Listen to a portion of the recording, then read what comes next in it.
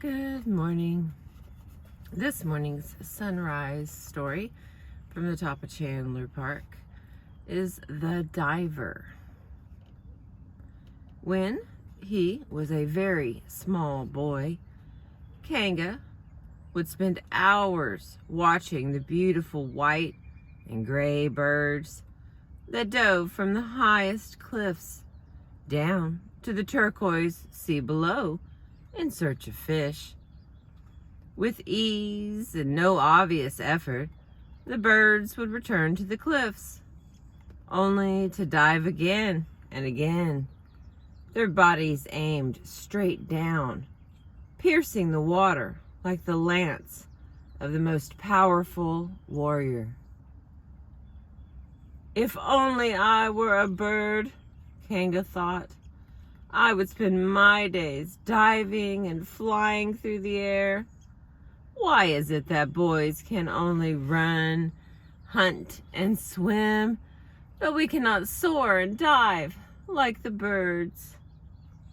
Kanga watched the birds a while longer, and then he returned to his chores.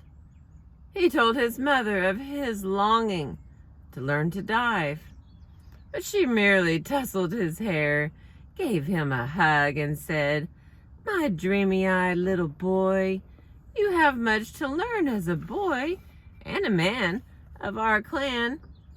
Leave the diving to the birds and come help me in the garden." But Kanga would often return to the cliffs, and he would spend hours watching the diving birds. He studied their wings and the way they tucked their heads into their feathers and how they caught the currents of the wind. And Kanga made a promise to himself that one day he too would dive from the highest cliffs. As he got older, Kanga became interested in many things. He hunted with his father and his brothers, and he learned the rituals of his clan. He spoke with the elders and came to understand the stories of his people. But he never forgot his desire to soar like the birds. When he reached the age of manhood, Kanga went to his father and told him of his desire to learn the art of diving. "My son," began his father, "you have learned well the ways of our clan, and you have been a loyal son to your mother and me. The men in our village are hunters and fishermen. They live on the land, and they take food from the sea.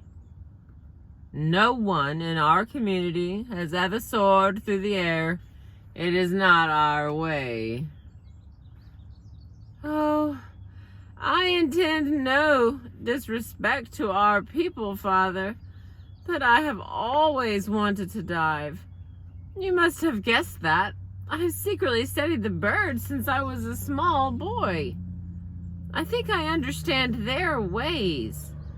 Please help me learn to dive," pleaded Kanga with such sincere desire and such purity of spirit that his father could not refuse his request. "Very well, my son. I see that your desire comes from the heart, but I cannot teach you what you seek. There is, however, a master who lives on the other side of the island, who has trained young men to dive like birds. I will send you to him and ask him to take you on as pupil. But you must promise me that after 2 years, even if you have not learned to dive, you will return home and be satisfied to take your place as a member of our village." Kanga was so thrilled at his father's generous offer that he wept and threw his arms around his father's neck with gratitude. "Thank you, Father. I will not disappoint you. I am going to be the best and most devoted student the master has ever seen. And I will return to you in 2 years' time, ready to take my place among the other young men of our village. And with those words, Kanga ran to his hut to prepare the few things he would need for his journey to the other side of the island. When he arrived at the home of the diving master, Kanga was filled with excitement and anticipation. At last, he was going to fulfill his dream and learn to dive like the great birds that soared above the cliffs. "Most revered master," he began, "I am Kanga from the other side of the island, and I am here to learn how to dive. I will do as you request, and I will work harder than all the other pupils, if only you will teach me to dive like the birds. My father has granted me 2 years' leave from the responsibilities of our clan. So please, tell me what I must do." "First," intoned the master, "you must slow down. You will never learn to dive if you're in such a hurry. Then you must do everything I command. And finally, you must never attempt to dive until I say that you are ready. If you agree to my conditions, I will gladly take you on as one of my students." Kanga was so pleased to be accepted by the master that in the moment he paid little attention to the master's conditions. He only wanted to know when he might begin his training. "Why, you have already begun!" exclaimed the master. "The first step in any training is possessing the desire to learn. And I can see, my young man, that you have desire in abundance. Now, go and find a cot in the lodge with my other students, and we will begin your work tomorrow." For the next several months, Kanga did exactly as the master instructed. He watched the birds every day, made drawings of their wings and of the position of their bodies as they dove from the cliffs. He exercised and ran and swam, turning his body into a well-muscled instrument that would one day be ready to dive. Kanga and the other young men meditated nightly and learned to focus their attention, since the master preached that focus and discipline were as important for the diver as athletic skill. Kanga did all of these things, but never once did he dive from even the lowest of the great cliffs. One day the master gathered his pupils together and informed them that the time had come for them to learn to dive. Kanga could hardly contain his excitement. At last he would learn the skill that had been his great desire since the time of his boyhood. But before the master began the first diving lesson, he repeated his final command. "Remember that you must not dive from the high cliffs until I say that you are ready. Diving may be easy for the birds, but it is a dangerous business for a man. Many have died by attempting to dive before they were ready. I will know when your time has come." Well, for the next year, the pupils practiced diving from the rocks near the shore and from the low cliffs.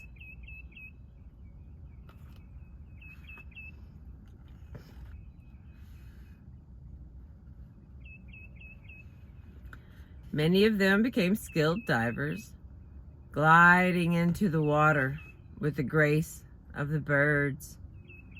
But none of them was given the signal to dive from the high cliffs. Each time a pupil requested that the master allow him to dive, the master responded with the same. "You are not ready yet." Kanga waited until he was sure he had the necessary skill to dive from the high cliffs, and he asked, "Am I ready, master?" The master looked at him with some disappointment and replied, "Not yet, Kanga, but soon." Kanga continued to practice and study and meditate, and again he asked the master, "Am I ready, master?" And again the master responded, "Not yet, Kanga, but soon." As time went on, Kanga, like many of the other pupils, began to worry that the master would never give him permission to dive. Some pupils even left the master and went back to their villages, convinced that the master would never believe that they were ready to dive from those high cliffs. More months passed, and Kanga was almost at the end of the 2 years his father had given him to pursue his dream. Kanga simply could not understand why the master withheld his consent.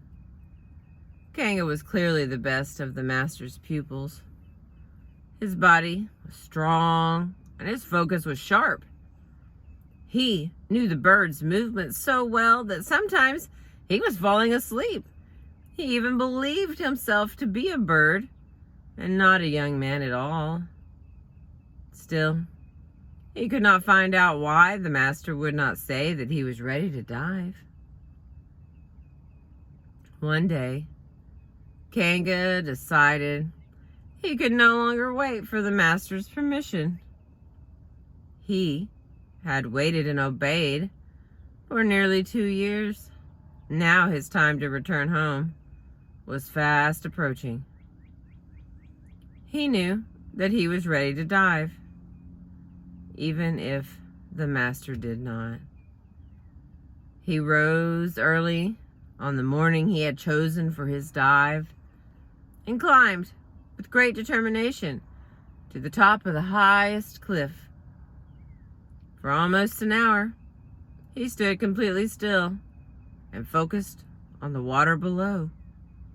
Then, with a forceful thrust, he leapt from the cliff, soaring upward for a brief moment. He swung his legs up over his head, tucked his chin into his chest, and pointed his body into the sea. Kanga hit the water with such force that he almost lost consciousness. But when he opened his eyes, he saw that he was swimming with the fish. Kanga had indeed successfully dived like the birds into the waiting waters. When he swam to the shore, Kanga was so overwhelmed with awe at what he had accomplished that he knelt down and gave thanks to the air and the sea for allowing him to return safely to the solid ground. Kanga could hardly wait to tell the master of his accomplishment.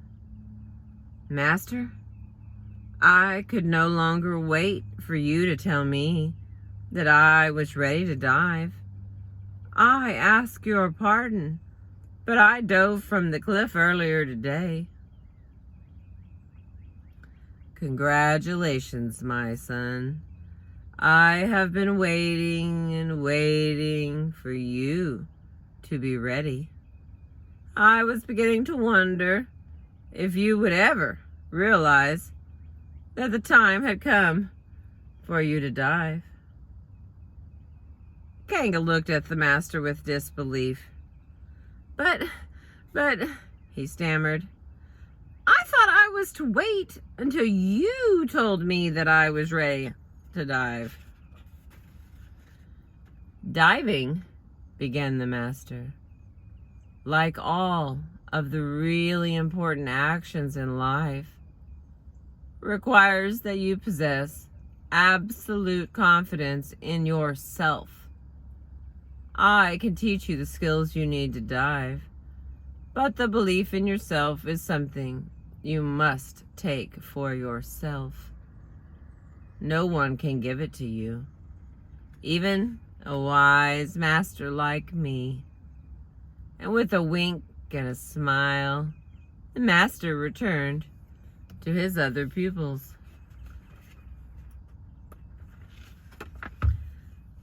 The additional reading. Each time we approach a challenge, we ask ourselves, am I up to the job?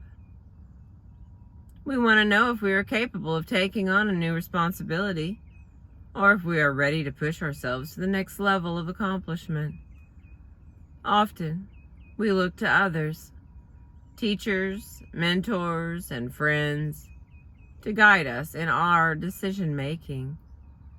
And frequently, their counsel helps us to make the right choice. But sometimes, there are decisions that cannot be guided by another. Part of being ready for a new challenge or a new relationship is having access to one's internal voice. We know that we are ready, not because someone else tells us that we are, but because we know it intuitively and have come to trust our intuitions. Otherwise, there are times when needing someone to tell us that the time is right for a particular move means unequivocally that the time is not. Thank you so much for listening this morning and seeing some sunrise with me. This is another story from the 24 Carat Buddha by Maxine Harris, and the publisher is the Sidran Institute Press from Baltimore, Maryland. I sure appreciate you.